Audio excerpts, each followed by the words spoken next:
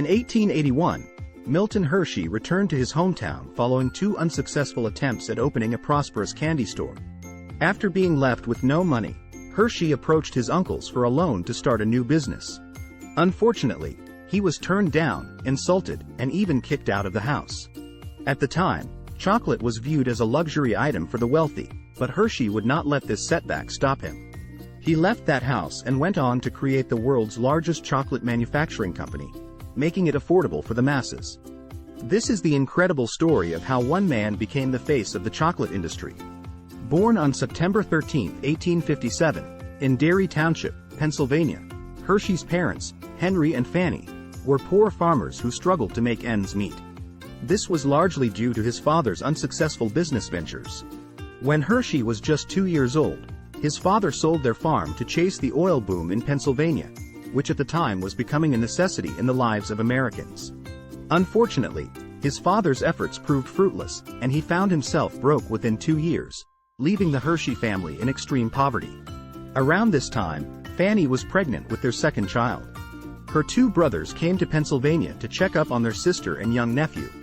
What they found was beyond shocking. Fanny looked weak and lifeless, as did her 4-year-old son, Milton, who had been starving for days. The 2 brothers spoke with Henry and offered to help the family if he gave up his oil dream. Reluctantly, Henry agreed, and the family moved to Lancaster, where the brothers gave them a farm to live on. On their new farm, Milton worked alongside his mother to raise chickens and sell eggs, while his father planted trees and experimented with dams to stock fish. However, Milton saw how his parents' relationship crumbled, which only worsened when his father abandoned the family to pursue yet another scheme. When the winter of 1867 came, the cold was so severe that it became difficult to keep the Hershey farmhouse warm. Both Milton and his little sister, Serena, caught a severe cold, and while his mother tried everything she could to restore their health, his sister's condition worsened until she developed a terrible fever. It was at this point that Fanny realized her daughter had scarlet fever, a deadly disease that claimed the lives of thousands of children at the time, and Serena was no exception. At the age of 4, Serena Hershey passed away, and this tragedy proved to be a turning point in Milton's life. At the tender age of 10, he made a solemn vow to improve his and his mother's living standards. He resolved to go to any lengths to achieve his goal. Consequently, he quit school and embarked on a journey to find his place in the world. At the age of 14, he secured his first job as an apprentice at a printing company, working for a man named Sam Ernst. However, he loathed his job and found it tedious. To make matters worse, his employer had a vile temper and would often scream at him. Additionally, his father had bound him to a 5-year contract with the company. After only a few months, he became exasperated with his predicament and decided to sabotage a printing machine by throwing his hat into it, causing it to break down. Consequently, his boss fired him on the spot. To his surprise, his mother supported his decision, recognizing that the printing job was her husband's idea and an unsuitable occupation for her son. She collaborated with her sister Maddie to secure a position for him at the Lancaster confectionery, which was owned by Joseph Royer. Here, Milton was introduced to the candy-making industry, which fascinated him. During this time, candy recipes were handed down orally, and written recipes were uncommon.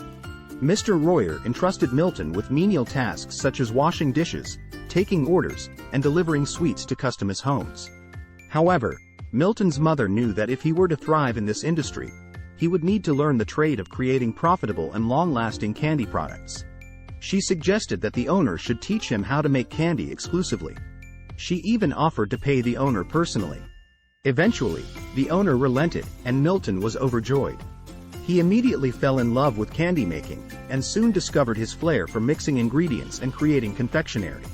He learned how to buy ingredients, set prices, and became well-versed in the production of a wide range of sweets, including caramels, fudge, and peppermints.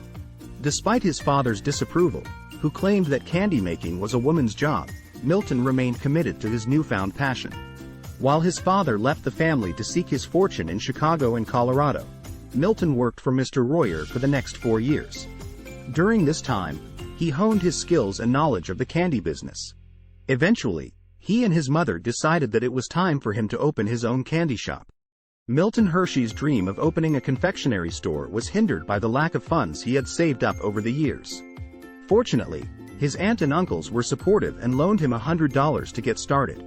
At the age of 19, with their support, he opened his first shop. However, he faced several challenges along the way. In 1876, America was preparing to hold its very first World's Fair in Philadelphia, which was 70 miles away from Hershey's home. With news of 37 countries participating and millions of people expected to attend, Hershey saw an opportunity and decided to open his first confectionery shop on Spring Garden Street in Philadelphia. There were many other candy shops in the area, but Hershey's stand stood out. He offered a wide variety of candies, ice creams, fruits, and nuts. One of the things that set him apart was his use of an air chute to carry the scent of his candies from his basement kitchen to the outside air. This drew people to his shop, and his business began to flourish. As his business grew, he had to rent a bigger space for his shop. However, things took a drastic turn when the trade fair ended, and the Long Depression started. Hershey's candy sales plummeted, and he had to sell his candies at a wholesale price to several other shops to stay afloat. But then another problem arose when sugar became too expensive, and Hershey's shop struggled to make a profit. He had to borrow loans from his uncles to keep the business running. Over the next 5 years, Hershey worked tirelessly, eventually becoming ill and bedridden. One day, he received a letter from his uncles telling him that they would not loan him any more money. They advised him to close his store and salvage whatever he could. At 24, Hershey had no other choice but to file for bankruptcy, losing not only his business but also his family's faith in him. In 1881, Hershey's father invited him to join him in Leadville, Colorado, where there was a silver rush. However, upon arrival, they found that all the silver was gone. Hershey then found work at a candy store in Denver, which specialized in making caramels. The store owner used fresh milk, vanilla, and sugar, which resulted in a sweet, smooth, and soft caramel with a longer shelf life than those made with paraffin, which was the common practice at the time. Hershey was impressed with the process and worked at the store for a year, learning and memorizing the technique. After preparing to move on, Milton Hershey decided to open a new shop in the highly competitive city of New York. However, when he returned to his uncles for another loan, they rejected him and wanted nothing to do with his endeavors. Fortunately, his Aunt Mattie took a chance on him and loaned him enough money to set up his new shop. Upon arriving in New York City, he wasted no time in finding a job and started working at Hyler's Candy Shop, which ran 2 successful stores in town. Once he learned about the local supplies and got a taste of the city, he opened his second shop in 1884, setting himself apart by offering his Denver-style caramels. His business proved to be successful, and New Yorkers were hooked on his caramels. As sales began to improve, his father persuaded him to add cough drops to his shop. However, this decision meant that he was challenging an already established brand in the city, Smith Brothers Cough Drops, which New Yorkers loved, and they did not take the challenge lightly. During the next couple of years, Milton's business slowly began to struggle due to the competition in the city, accumulating more debts until eventually filing for bankruptcy in 1886.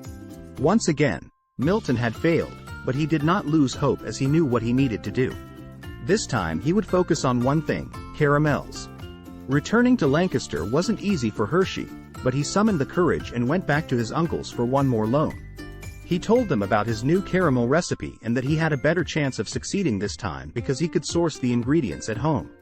But his uncles were done with Hershey, and they told him that he was no different from his father and that he had become the black sheep of the family.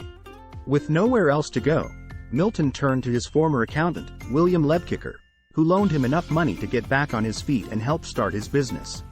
Using the leftover supplies from his New York shop, he started making caramels again and began selling them with a handbasket on the streets of Lancaster.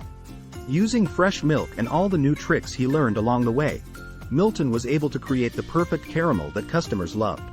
He later established the Lancaster Caramel Company, and as his sales began to grow, Milton reinvested all the money he earned into renting a pushcart and later a small place for production.